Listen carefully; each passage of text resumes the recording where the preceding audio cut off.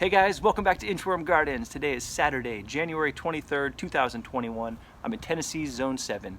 It's currently 39 degrees out here, but in the sun, feels a lot warmer. It's a beautiful day. Man, I'm just anticipating spring. Can't wait to start planting.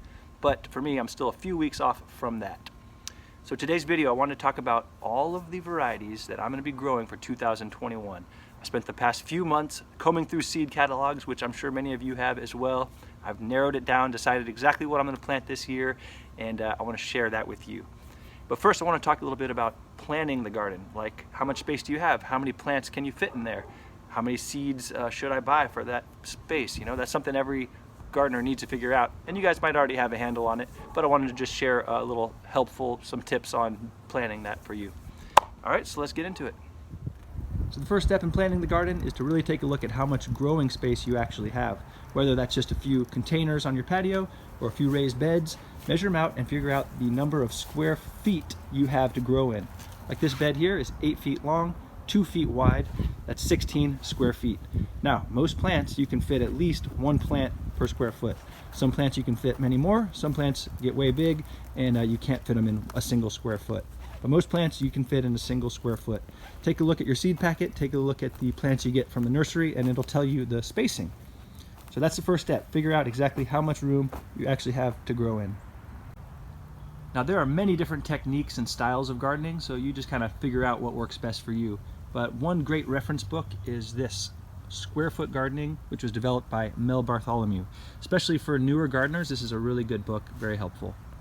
In this book, he breaks down how many plants you can grow per square feet. So this is kind of what I'm referring to.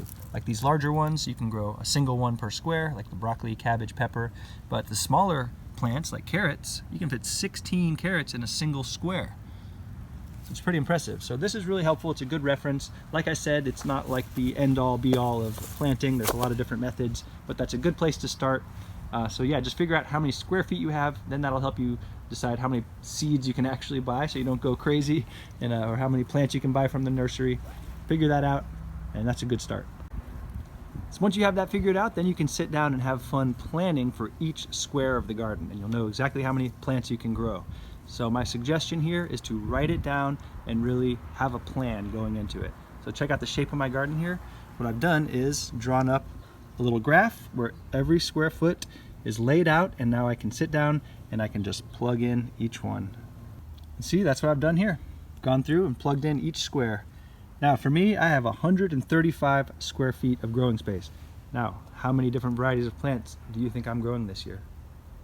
Well, the answer is 133 varieties. That's what I'm growing this year. That's exciting to me. I love growing as many different varieties as I can. Now there's some drawbacks in doing that, is that you only get a little bit of everything. If there's a plant that you really love and you want to grow a ton of it, then it's going to take up more space. And I had to make some difficult decisions. There's some stuff that I wanted several plants of, but I decided instead of doing that, scale it back, and so I could grow more varieties. So do what you'd like to do. For me, I try to grow as much as I can. So I'm going to get into exactly what I'm growing. First, I wanted to show you this cool box I made last year. This is a fun little art project that you guys can do. I basically just took pictures from my old Baker Creek seed catalogs and covered this little tote full of my seeds, and I think it makes a cool little seed box. Check that out. All right, so let's get into exactly what we're growing this year. Now I'd love to talk about every single variety, but 133, I don't want to keep you guys here that long, so I'm just going to cover some of the ones that are new for me this year that I'm most excited about. All right, let's get into it. So the first one is a basil. So I'm growing 8 different types of basil, but one that I've never grown before is Cardinal basil. Cool thing about this is usually basil is grown for its leaves, and you pick off the flowers to encourage more leafy growth. But Cardinal basil, it's grown for these giant flower heads, which just look awesome. So excited about that. Next one is a corn variety called Glass Gem. I bought these seeds last year and realized that these plants get up to 9 feet tall. I did not have space for them, so I didn't grow them, but I was bummed because this is just a beautiful corn that literally comes out in all these different colors. Really excited about that one. Glass Gem. Here's another one that I've been wanting to grow for a while. It's a daisy called blue disc. It's an African daisy. For some reason, Baker Creek was sold out of these for the longest time. They just were always out of stock. This year they were in stock, so I scooped them up. I'm gonna grow those. This is my first time growing eggplant. I've never grown eggplant. I got a variety called Chinese string. There's no picture here. Maybe I'll insert a picture there. So eggplant, looking forward to that one. This is another new variety in the Baker Creek catalog for this year. Probably not pronouncing it right, but Chiji Masai. It's an Asian green. It's apparently a mix between Tatsoi, which I really love, did really well for me last year, and Matsuna. So it's some sort of mixed green there. Looks awesome. All right, another new one is Salad Burnet. I guess this is an herb, tastes like cucumber, grows really well, looks fun. Cool thing about when you order seeds from Baker Creek, rareseeds.com, check them out. They give you a free seed packet with every order. I did a lot of different orders this year, so I got a lot of these. Kohlrabi, never grown it before, looks fun, heard it tastes pretty good.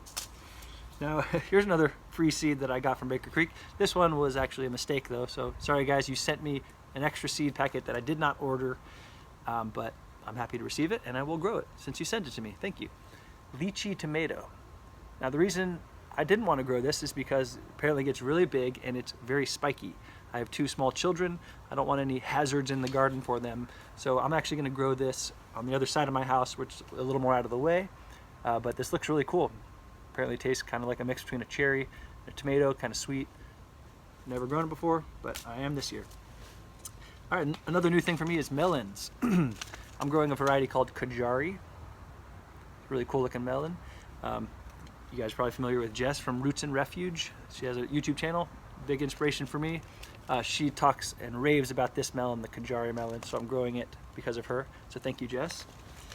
Another melon is the Rich Sweetness 132. Looks like a cool, cute little small melon. Growing one of those. Okra, I love okra, especially down here in the south. It grows really well. There is apparently a variety, it was new this year for Baker Creek, called Heavy Hitter. And it's a strain of Clemson Spineless, which is a really great, very productive variety. This one was bred for just extreme productivity. Look at the picture, just like loaded with these guys. So I'm excited to grow that one. Peppers, all right, there's one called a Habanada. It's apparently a habanero with no heat. So that's nice. Again, I have small children, so I don't want to grow any super hot peppers because they like to snack in the garden. So this is the flavor of a habanero without the heat. Pretty cool. Here's a hot pepper I am growing though. Not a super hot, but so I'll warn the kids. But this is called Puma. Really pretty colors there. Apparently it does have habanero level heat. Poppies, a beautiful, beautiful flower. I'm growing 4 different varieties. These are all 3 new ones I'm growing this year.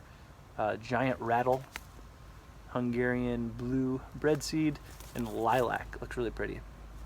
Poppies are a really cool plant to grow. Okay, snail vine. You guys might have saw this. So it's a vining flower. I don't know why it's so expensive, but literally this is the most expensive seeds I've ever bought. This packet was $7.50. Possibly overpriced. I don't know. Maybe they're super awesome. But look. 1, 2, 3, 4, 5, 6 seeds for $7. More than $1 a seed. That's crazy. But anyway, I did it because it looked cool and it was different. So snail vine, hopefully it turns out great.